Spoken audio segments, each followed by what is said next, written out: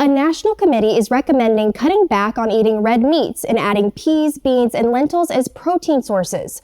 The Dietary Guidelines Advisory Committee is made up of nationally recognized health and nutrition experts appointed by the USDA and Department of Health and Human Services. Ariana Schumacher has reaction to the proposals.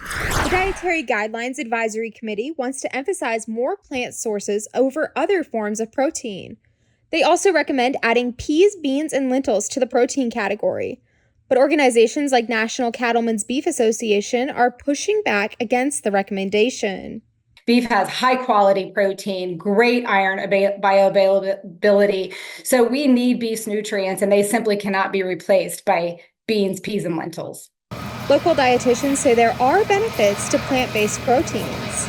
Incorporating more of those non-meat proteins would definitely reduce our risk of some of those chronic diseases, so heart disease, cancers, diabetes. But red meat can still play a role in a healthy diet. It definitely has B vitamins, iron, obviously a great source of protein. McNeil says 4 decades of dietary guidelines have led to cutting back on red meat in the diet. But what we've seen is rising rates of obesity. We've seen rising rates of chronic disease.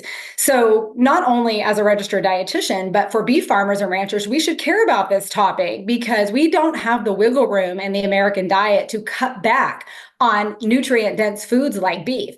She says her concerns stretch beyond obesity and chronic disease. We've also, even in the U.S., seen nutrient deficiencies start to increase. We're seeing iron deficiency on the rise, not just in women, which we talk so much about, but also in men. And we're seeing other nutrients that are associated with beef on the rise in the U.S. too.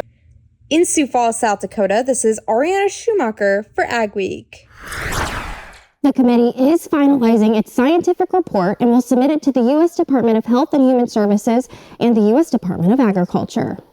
Thanks for watching AgweekTV on YouTube. Make sure to like and subscribe. We put out new videos every Saturday.